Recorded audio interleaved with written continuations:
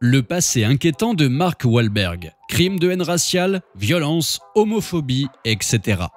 Tout le monde a fait quelque chose dont il n'est pas très fier, mais toutes les erreurs ne sont pas égales. Dans ce cas-ci, on pourrait dire que les erreurs de Mark Wahlberg étaient tout simplement cruelles et bizarres, surtout pour un acteur aussi louangé et médiatisé. Au cours de l'été 2020, notre cher Marky Mark avait fait un post consacré à la mort de George Floyd qui, comme vous le savez probablement, a relancé tout le mouvement Black Lives Matter entraînant des protestations dans le monde entier.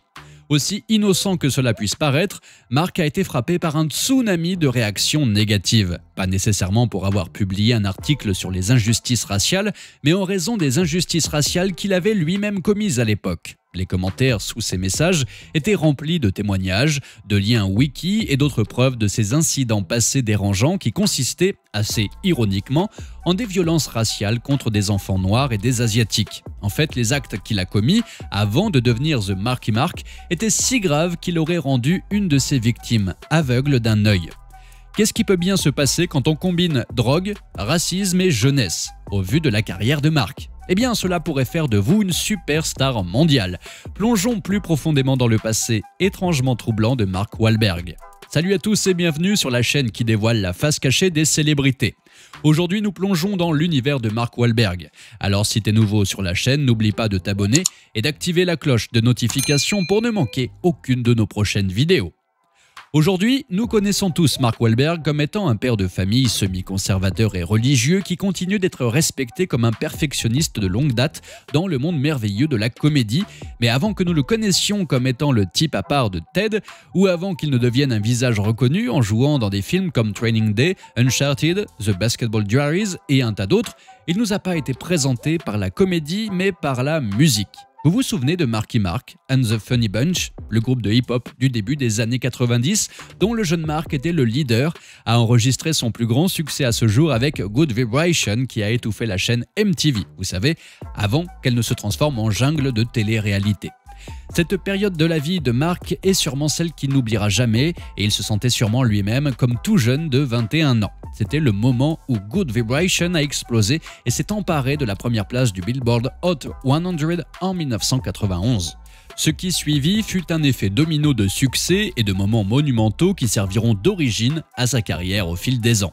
Sa publicité iconique pour Calvin Klein, qui a été utilisée comme un mème avant même que les mèmes n'existent, a servi d'inspiration à maintes reprises pour d'autres personnes et leurs séances photos Calvin Klein, comme par exemple celle de Nick Jonas, et a également servi de tremplin pour les futurs projets de Mark. Son charme enfantin, associé à son attitude « je ne donne pas cher de sa peau », a fait de Mark une idole des adolescents et un véritable coup de cœur, et sa réputation de mauvais garçon a également contribué à son charme. Bien que « un peu mauvais garçon » soit un euphémisme. Mark était un jeune homme rebelle. Contrairement à l'image plus saine qu'il donne aujourd'hui, l'adolescent Mark était une vraie bête de foire, et pas dans le bon sens du terme. Il a commencé à se droguer à l'âge de 13 ans. La cocaïne étant sa substance de prédilection, il a été arrêté de nombreuses fois et condamné pour un crime. Malgré sa longue liste d'activités caritatives et d'activisme, l'adolescent Mark a été responsable de plusieurs crimes haineux dans sa ville de Dorchester, Boston, à la fin des années 80. Et quand je dis sauvage, je veux dire sauvage. Bien que son groupe de hip-hop comprenait plusieurs hommes noirs utilisés comme accessoires dans les années 90, Mark n'aimait pas trop, entre guillemets, les noirs. Lors d'un incident en 86, ses amis et lui ont pris sur eux de jeter des pierres et d'autres objets sur un groupe d'enfants noirs de 10-11 ans tout en criant des insultes racistes. L'incident a persisté jusqu'à l'intervention d'une ambulance. Comme si cela n'était pas assez fou, il n'a pas fallu attendre 42 heures pour que Mark et son clan, je veux dire ses amis, recommencent leur manigance. Le lendemain, pas le mardi suivant mais le jour suivant, ils ont été surpris en train de harceler un autre groupe d'enfants majoritairement noirs à la plage, allant même jusqu'à rassembler d'autres hommes blancs pour qu'ils se joignent à eux et leur lancent des pierres. Mark a finalement été reconnu coupable d'avoir violé les droits civils de ses victimes et une injonction en matière de droits civils a été émise contre lui et 2 de ses amis. L'affaire a été réglée le mois suivant. Aussi insignifiant que soient ces cas, la prochaine page de crime haineux dans le roman « Quelle race Mark Wahlberg attaquera-t-il ensuite ?» est bien plus grave. Le 8 avril 1988, 2 ans à peine après avoir reçu une injonction de protection des droits civils, le commerçant Tan Lam et le passant Johnny Trinh faisaient ce qu'ils faisaient, s'occuper de leurs affaires, lorsqu'ils ont été aveuglément et vicieusement attaqués par un jeune Wahlberg, Enco, de 17 ans. L'attaque a eu lieu après que Mark ait tenté de voler de la bière aux commerçants.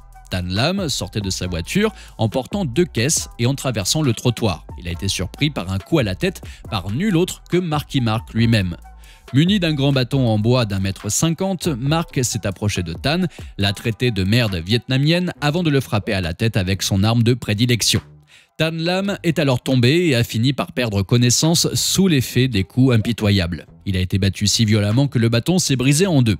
L'altercation a alerté d'autres personnes qui ont prévenu la police et Mark a fui la scène. Plusieurs pâtés de maison plus loin, Johnny Trinh, un ancien combattant vietnamien, ne se rendait pas compte de la folie qui se déroulait non loin de lui et a été surpris lorsque Mark s'est précipité sur lui. Plaçant son bras autour de l'épaule de Trinh, Mark lui a chuchoté « La police arrive, laisse-moi me cacher ».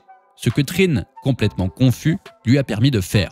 Après que la police soit passée devant Johnny et l'adolescent douteux qui jouait à cache-cache derrière lui, Mark a décidé de remercier Johnny en lui donnant un bon coup de poing en plein dans l'œil gauche, ce qui a fait tomber au sol la deuxième victime de l'agression de Wahlberg. Lorsque la police a finalement décidé de faire le tour du pâté de maison, elle a remarqué Trinh qui a ensuite identifié Mark comme le suspect qui l'avait agressé. Mark a finalement été placé en état d'arrestation et s'est mis à mentir en avouant que Tan Lam était en fait l'homme qui l'avait frappé à la tête. Il a également fait de nombreuses remarques raciales sur les Shintok aux yeux bridés, etc. Il a été rapporté que Mark était sous l'emprise de l'alcool et d'autres drogues connues sous le nom de phencyclidine ou PCP. Il portait également sur lui une petite quantité de marijuana et a finalement été accusé de tentative de meurtre, mais a fini par plaider coupable pour une agression grave sous prétexte qu'il était fortement intoxiqué à l'époque et a insisté sur le fait que les agressions aléatoires n'étaient pas motivées par la race. Même s'il a littéralement utilisé des insultes raciales pendant et après les attaques. Il a été condamné à 2 ans de prison, mais sa peine a été écourtée et il n'a finalement passé que 45 jours en tout.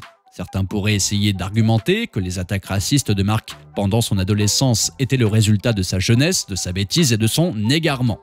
Après son séjour en prison et jusqu'au début de la vingtaine, il s'est impliqué dans de nombreuses autres bagarres et a évité d'être accusé d'autres agressions. On pourrait penser que la célébrité et le statut social l'aideraient à se racheter une conduite, mais cela n'a fait que le rendre plus attirant.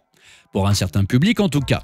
Sur le plateau de la série, il était impliqué dans des bagarres de bar tous les soirs. En 1993, il aurait traité un membre de l'entourage de Madonna d'injures contre les homosexuels lors d'une fête organisée par Madonna elle-même, qui s'est avérée être la même fête que celle où elle l'a publiquement mis à la porte.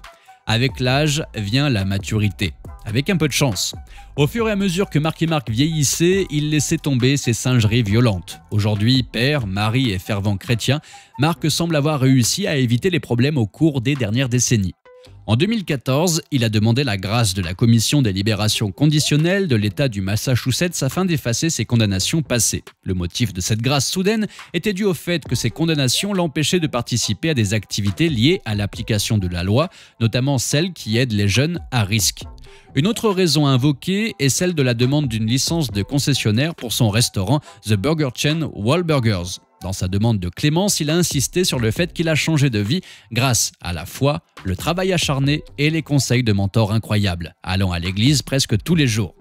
Il fait référence à la fondation caritative qu'il a créée en 2001 et qui, selon lui, a récolté environ 9,6 millions de dollars. Il insiste sur le fait qu'il ne s'est pas engagé dans des efforts philanthropiques pour faire oublier son passé. Au contraire, je veux que les gens se souviennent de mon passé, afin que je puisse servir d'exemple pour montrer comment les vies peuvent être transformées et comment les gens peuvent être rachetés.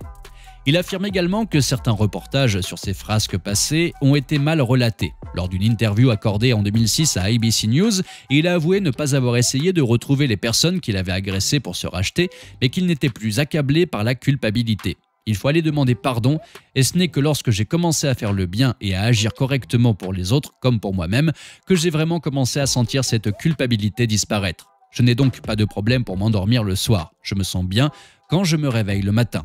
Il veut également que vous sachiez qu'il ne pense pas avoir droit à la grâce en raison de son statut de célébrité, mais qu'il souhaite réellement avoir une influence positive sur les enfants qui grandissent dans des communautés similaires à celle dans laquelle il a grandi. Une communauté où les enfants peuvent avoir toutes les chances contre eux.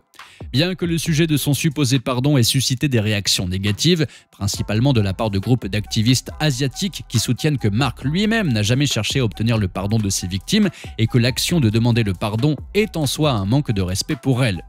Bien que personne n'ait le droit de dire à qui que ce soit ce qu'il doit ressentir face à des injustices les concernant ou concernant leur communauté ou leur origine raciale, je pense que nous sommes tous d'accord pour dire que l'opinion de personne n'a plus d'importance que celle des victimes concernées. En ce qui concerne la grâce, Johnny lui-même a déclaré qu'il aimerait que Mark soit gracié et qu'il ne devrait pas avoir à supporter plus longtemps un crime qu'il a commis dans sa jeunesse. Il a ajouté que Mark a payé pour ses crimes lorsqu'il est allé en prison. Après avoir lu l'interview de Johnny, un associé de Mark a contacté la famille de Trin qui avait accepté de se rendre à Los Angeles, tout frais payé, y compris la nourriture, afin de rencontrer Mark en personne. Au cours de la rencontre, Mark a été soulagé d'apprendre que la blessure à l'œil gauche de Trin n'était pas due à son coup, mais à une grenade qui avait explosé au Vietnam. Au fil des ans, Mark a prouvé qu'il était un père de famille dévoué et chrétien. Il pense même que les homosexuels devraient être autorisés à se marier. Un revirement complet par rapport à son idéologie du passé. Internet n'oubliera peut-être jamais, mais si ses propres victimes peuvent lui pardonner, pourquoi pas nous? On peut dire que Marky Mark n'est plus et qu'il est devenu le Mark Wahlberg que nous connaissons tous aujourd'hui. Qui cela peut-il être? Eh bien, cela dépend entièrement de vous. N'oubliez pas de laisser des commentaires pour partager avec nous votre avis et opinion sur toute cette histoire et peut-être nous apporter des idées neuves sur tout ça. N'oubliez pas de cliquer sur le bouton d'abonnement pour rester à jour sur toutes nos vidéos. À bientôt.